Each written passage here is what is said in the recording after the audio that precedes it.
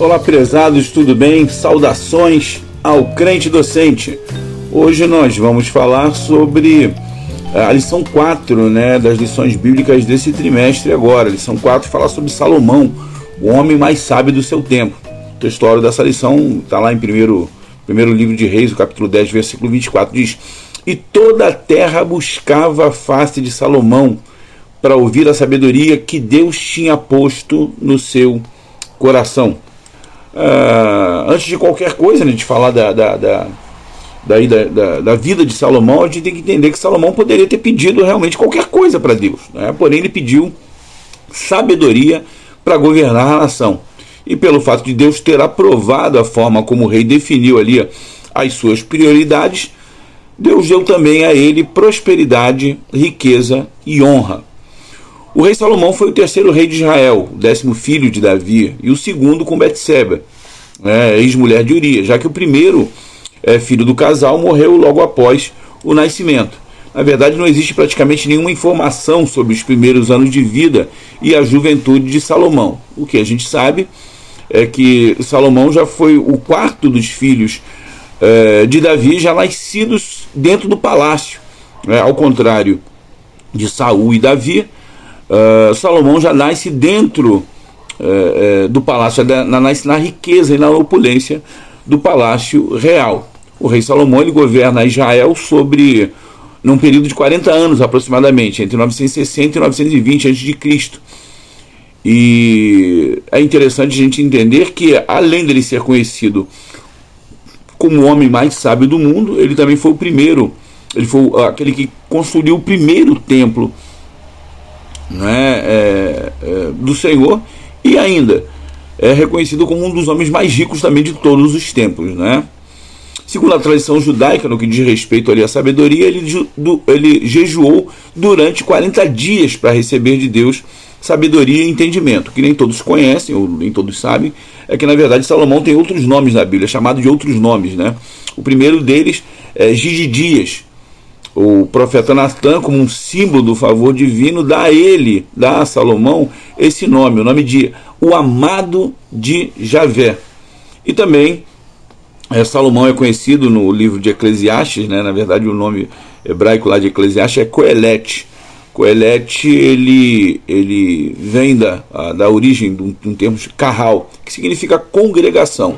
Então o nome Coelete pode ser traduzido como aquele que acumulou sabedoria, ou aquele que reúne o templo, reúne as pessoas, já que o rei Salomão transmitia a sua erudição no momento de reunir o povo no templo. Nas tradições da Bíblia em português, esse termo é tradicionalmente traduzido como o professor ou o pregador, o apelido que é dado a Salomão ali nesse livro.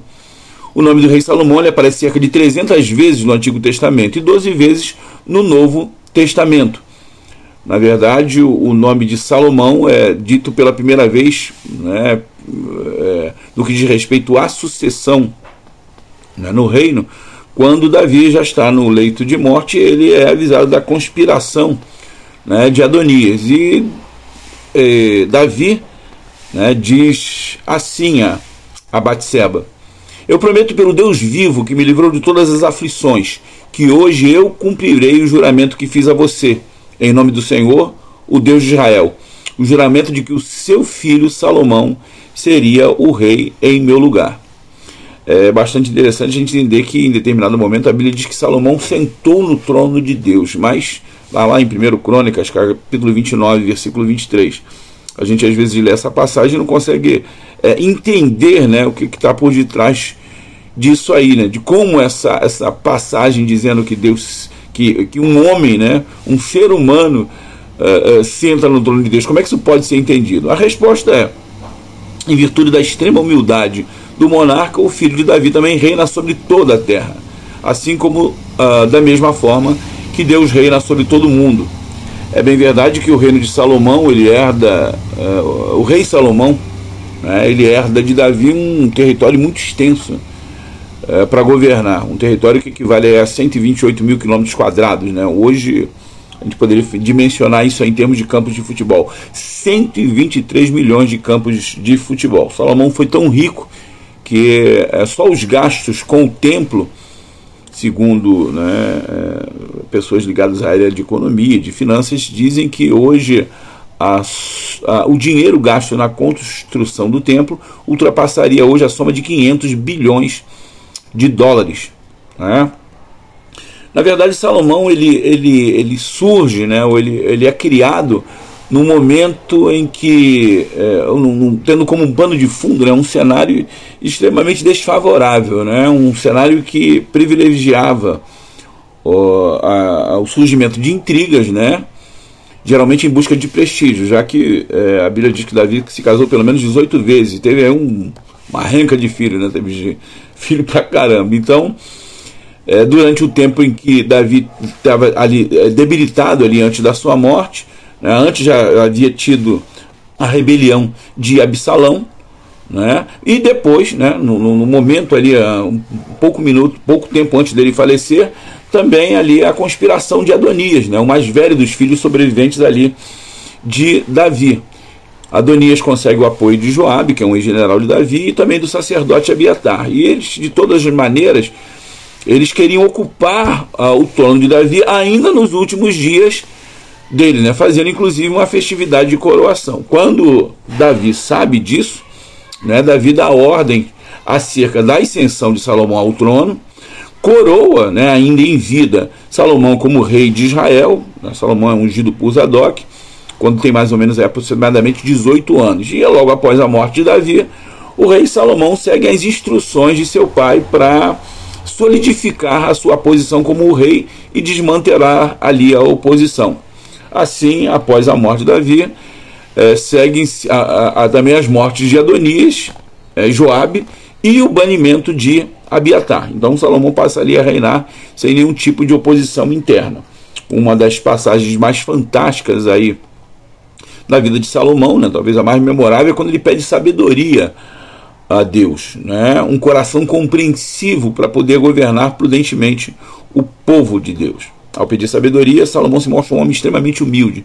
E isso pode ser constatado nas respostas que ele dá ao Senhor. Sou ainda menino, pequeno, não sei como sair nem entrar. Então Deus responde a Salomão: porquanto você não pediu riquezas e nem a vida dos seus inimigos, mas pediste entendimento, eu te darei um coração sábio e entendido, e também o que você não pediu, riquezas e glória. Né? Tem uma história, né? Um velho conto judaico que diz que houve um rei que queria recompensar seu ministro, e ele disse: você pode pedir o que você quiser. E o ministro pensou: eu vou pedir o quê? Riqueza, glória, poder? Não, eu vou pedir algo que garanta tudo isso. Eu vou pedir a filha do rei. Foi exatamente isso que Salomão fez. Salomão se casou com a filha do rei. A Bíblia diz que a sabedoria é filha de Deus. Então, foi exatamente isso que Salomão fez. Se casou com a sabedoria, filha do rei. E aí um dos episódios mais marcantes que destaca essa sabedoria é exatamente aquela em que duas mulheres disputam um único recém-nascido. Caso extremamente difícil, porque não existia testemunhas. E Salomão propôs então que esse menino seja dividido ao meio, né, em duas partes, para poder solucionar o problema. Então, diante da possibilidade da morte de seu filho, a verdadeira mãe prefere entregar ao filho, né, entregar o menino à mulher impostora, né, do que perder, né, o seu filho. Isso fez com que Salomão julgasse aquela causa de uma forma impecável. Deus então lhe confirma, logo após isso, o reino de Salomão. O reino de Salomão não apenas se firmou em termos territoriais, né, como a gente disse aqui, mas a Bíblia diz lá em 1 Reis, capítulo 4, versículo 24, que o reino dele foi estabelecido em paz e justiça. O povo de Israel tinha tanta fartura e vivia em condições que podia ele festejar e se alegrar. O Salmo 72, escrito pelo próprio Salomão, faz uma espécie de prenúncio entre o reino, né, o reino humano, o reino dele, e o reino de Cristo, o reino que Cristo vai estabelecer. No versículo 17, a palavra de Deus diz: o seu nome permanecerá eternamente, o seu nome se irá propagando de paz a filhos enquanto o sol durar, e os homens serão abençoados nele, todas as nações lhe chamarão bem-aventurado. É como se fosse o reinado de Salomão prenunciasse, né, o governo do Messias. No capítulo 2 da lição, o comentarista ele diz no tópico que todos desejam ouvir o rei. A verdade é que a Bíblia diz que a sabedoria de Salomão impressionava de tal modo, né, que vinham pessoas de todos os lados, de todos os reis da terra, de todos os povos, de todos os reis da terra, para ouvir a sabedoria. Uma dessas visitas, né, talvez a mais conhecida de todas, é exatamente a visita da rainha de Sabá, né, que veio ali inquirir, veio ouvir pessoalmente a sabedoria de Salomão. Fez lá perguntas e enigmas, e o rei responde inteligentemente a todos os questionamentos feitos por ela, o que deixa ela extremamente perplexa. E aí é emblemático que um dos presentes que a rainha entrega, né, a rainha de Sabá entrega a Salomão além dos vários presentes, ela entrega 120 talentos de ouro. Se você verificar lá nas medidas bíblicas, lá, um talento equivaleria mais ou menos aí a 60 quilos. E aí você pode ver que um dos presentes que a rainha dá a Salomão são exatamente 7.200 quilos de ouro. Você pode ficar impressionado com isso, né? Achar que é muito, na verdade, mas os relatos bíblicos mostram que Salomão recebia 666 talentos de ouro por ano, o que equivale a 25 toneladas de ouro.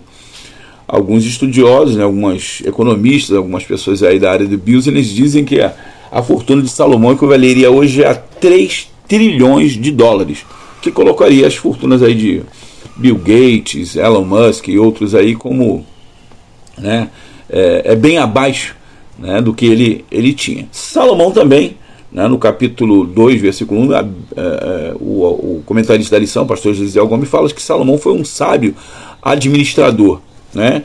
Isso pode ser visto, na verdade, até na própria constituição da sua corte. Salomão tinha lá no seu staff lá, Azarias, filho de Zadok, que era o sumo sacerdote, ele tinha secretários, ele tinha lá o Josafá como encarregado dos exércitos, Benaia, que era o general dos seus exércitos, né? Azarias, filho de Natã, era supervisor das 12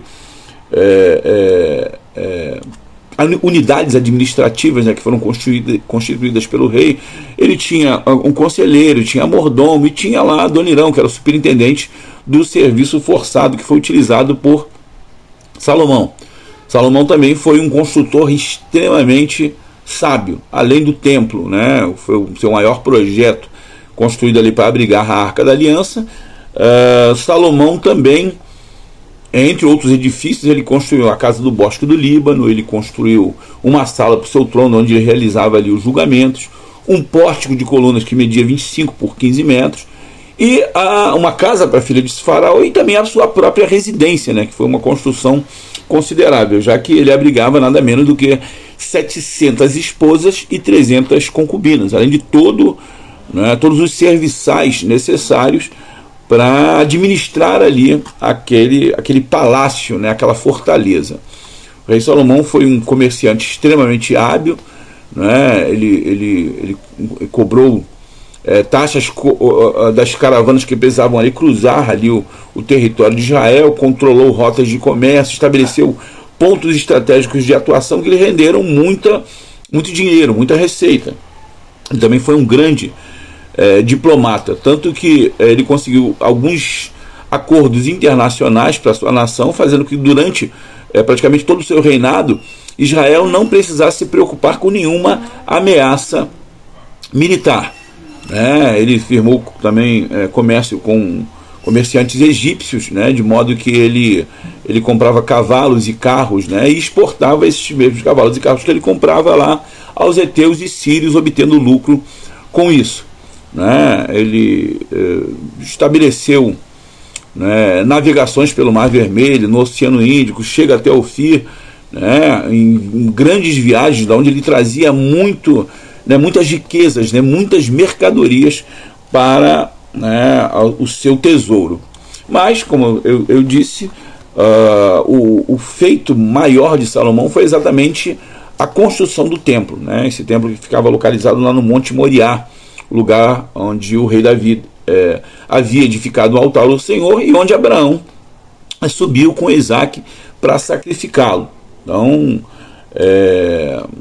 a gente sabe que esse templo tinha um propósito, né? Na verdade, Salomão diz que esse templo foi feito A ideia dele era edificar uma casa ao nome do Senhor, né? Eu tive a oportunidade de conhecer, né, lá o Muro das Lamentações, lá, que diz que é uma parte lá do Palácio Real, e lá está dizendo, né, uma parte da oração de Salomão está ali na consagração do templo, né? Ele fez uma casa para todos os povos, para que o estrangeiro, né, qualquer pessoa que pudesse chegar ali, né, e orar ao Senhor. Isso até deixa a gente emocionado. Mas uma outra coisa também que o autor da lição destaca é que Salomão foi um tremendo escritor, um sábio escritor. Ele escreveu ali uma profundidade enorme ali de provérbios, né? Milhares de provérbios, né? E também livros como Eclesiastes e Cantares. A gente pode, de alguma maneira, né, alguns estudiosos costumam dizer que a vida de Salomão, ela pode ser até definida em 3 etapas. Na juventude ele escreve lá os Cantares, né? No tempo lá da riqueza e abundância delas, ele escreve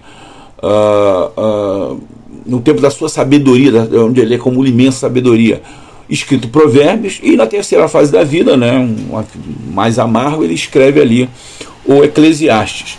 Algumas pessoas, lá, segundo a tradição judaica, também alguns teriam até dito que os sábios desejavam excluir os Provérbios e Eclesiastes lá do cânon do Talmud, né, em função até da aparente contradição que existe entre um livro e outro. Mas depois eles observaram que, na verdade, isso dizia respeito à mudança, né,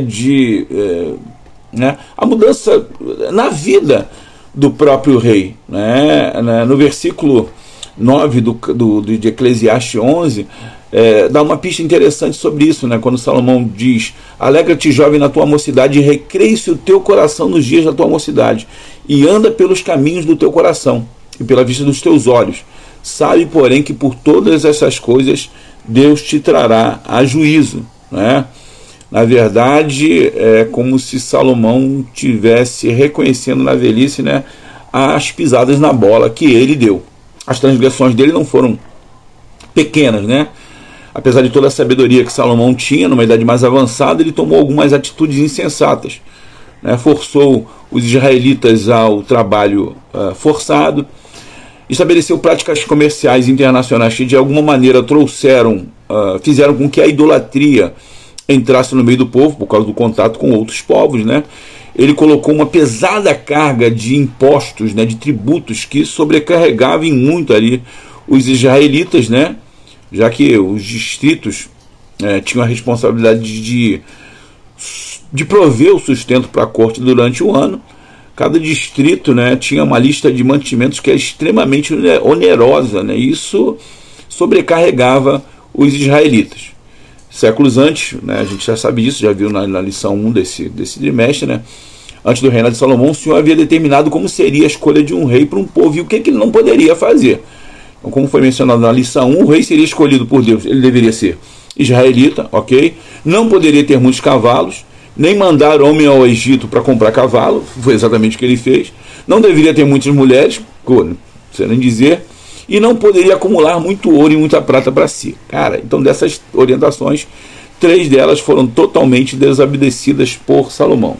Muita riqueza, 700 princesas, 300 concubinas e milhares de cavalos. Salomão, então, vacilou. E essa intensa poligamia, a gente pode dizer que foi o principal meio pelo qual os outros deuses começaram a ser venerados também, idolatrados no território hebreu. Mas de toda essa lista aí, a gente pode entender que a pior de todas elas foi exatamente a poligamia praticada por Salomão. Como ele firmava muitas alianças através de seus casamentos, isso fazia parte da sua estratégia política, ele acabou, né, trazendo muitas dessas mulheres para o palácio, e essas mulheres corromperam o seu coração, fazendo com que ele afrontasse aquilo que Deus tinha estabelecido para Israel, a adoração monoteísta, né? Adorar a Jeová como único Deus. Então o povo de Israel começou a seguir outros deuses também, assim como Salomão fazia para satisfazer suas esposas estrangeiras, o povo também passa a seguir outros deuses. Isso com certeza não poderia ficar impune. O comportamento de Salomão é reprovado por Deus, né? Deus não tira o reino de Salomão enquanto ele ainda está vivo, mas após a sua morte o castigo foi derramado e que o reino foi tirado de seu filho Roboão e o reino de Israel foi dividido, as 12 tribos são divididas. A gente vai ver isso nas próximas lições desse trimestre, lições 5 e 6, que falam sobre Roboão e Jeroboão. E apesar então de encerrar a sua vida de uma forma melancólica, deixando um reino desgastado, né, e prestes a ruir, a gente sabe que Salomão fez contribuições importantíssimas ali para Israel. Mas, infelizmente, né, como ele se acostumou ao pecado da idolatria, a gente sabe que o fim dele não foi um fim muito, né, assim, muito legal. O autor da lição chega a falar sobre a restauração do rei, né, mas podemos ver que não há nenhum tipo de registro de que o rei se arrependeu e voltou para o Senhor. Muito embora a mensagem de Eclesiastes possa sugerir que foi isso o que aconteceu. Na verdade, Eclesiastes dá a impressão de ser o tipo de livro que uma pessoa escreveria perto do final da vida, né, refletindo sobre as experiências, as lições, né, aprendidas, né, e dando uma ideia de que ele talvez poderia ter se voltado, né, a Deus lá, né, no final da sua vida. Eclesiastes capítulo 12, versículo 13 dá uma pista disso, diz: de tudo que se tem ouvido, o fim é: teme a Deus e guarda os seus mandamentos, porque isto é o dever de todo homem. Então, concluindo aqui, a gente pode dizer, né, a Bíblia é clara ao falar dos pecados de Salomão, mas não diz muita coisa a respeito do arrependimento de Salomão. Então, como a nós, se a gente puder tirar uma lição disso aí, né, deveremos seguir o que diz a Bíblia. A Bíblia diz lá: quem está em pé, cuide para que não caia. E para que isso não aconteça, né, ele diz: sede sóbrios, lá em 1 Pedro capítulo 5, versículo 8. Vigiai, porque o diabo, vosso adversário, anda em derredor, bramando como o leão, buscando a quem possa tragar. Por isso, você, nosso ouvinte do Crente Docente, a orientação que a gente pode dar a você, o alerta que a gente pode dar a você é o seguinte: não perca a vitória que Deus tem preparado para a sua vida. Assim como Salomão fez no início da sua jornada, clame a Deus por sabedoria. Leia a sua palavra, obedeça a sua vontade, ore e dependa sempre do Espírito Santo. Que Deus abençoe você com toda a sabedoria. O Deus de toda a sabedoria nos abençoe. Fique com Deus.